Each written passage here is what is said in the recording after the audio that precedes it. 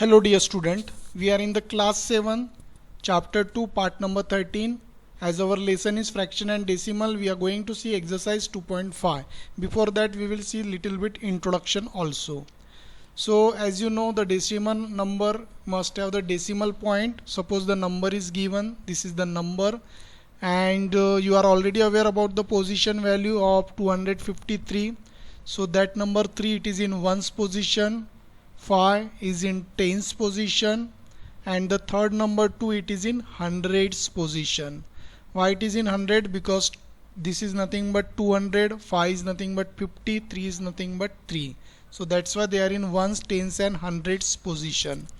Now we take a look about the number which comes after decimal point. So 1, it is in 10th position, means 1 upon 10. So here 4, it is in 100th position, like 1 upon 100. And the third number 7, it is in 1000th position. Okay, because we get the decimal point if you divide the number by 10th, 100 and the 100th position. So the whichever number comes after the decimal point, that you should remember. First number, it is in 10th position, means 1 upon 10, 100 and then 1000. So we will fill up this blank spaces. So we are going to solve that. So here the again 3-digit number is there. 9, it is in ones place, tens, and this is hundreds place. So our number is 629. So here its answer is 629. And then you have to specify their decimal point.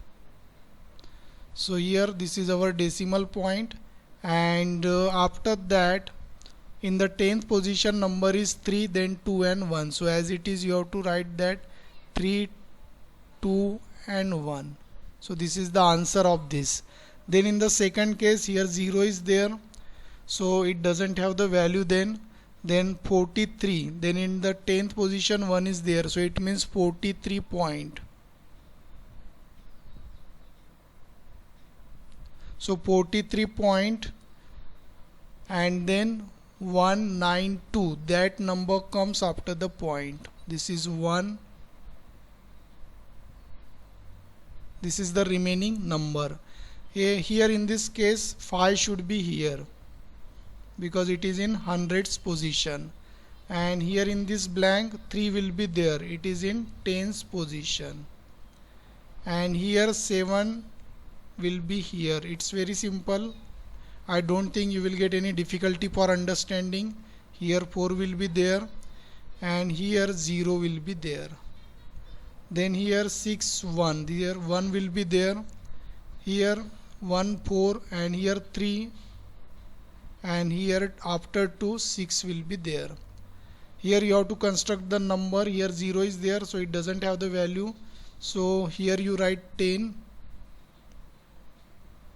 then point should be there, and here in the 10th position 5, then 3, then 0.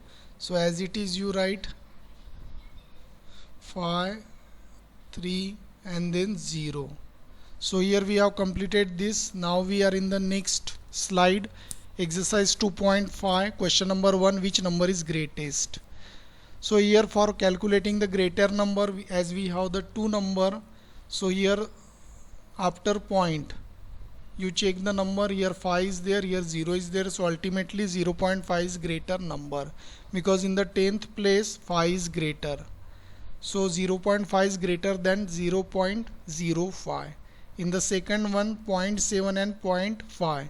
So before that 0 is there, so after point 7 is greater than 5. So in the 10th place 7 is greater than 0. So 0.7 is greater than 0.5.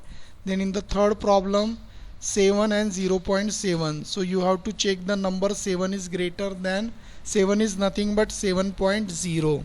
Okay, so 7, as I am writing here the number which is 7, you can just remember like it is nothing but 7.0.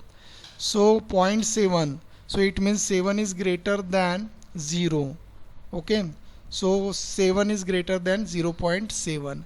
Then the next number is 1.37 and 1.47. So ultimately 1 is same, but after point 3 is 3 is smaller than 4, so it means 4 is greater in the 10th place. So 1.49 is greater number. Next number is 2.03 and 2.30. So you compare the number in 10th place. Here 0 is there and here 3 is there. So here the 3 is greater number, so 2.30 is greater number. So here I erase this. Then friend, our next number is 0.8 and 0.88. So 0.8 is nothing but 0.80. So 0.88 is greater number. So here we have to compare 100th place. So 8 is greater than 0 because 0.8 is nothing but 0.80. So clearly 0.88 is a greater number. So 0.88 is greater number. So I hope friend you understood the question number 1. Then in the next tutorial we will see the next question. Thanks for watching this. Thank you.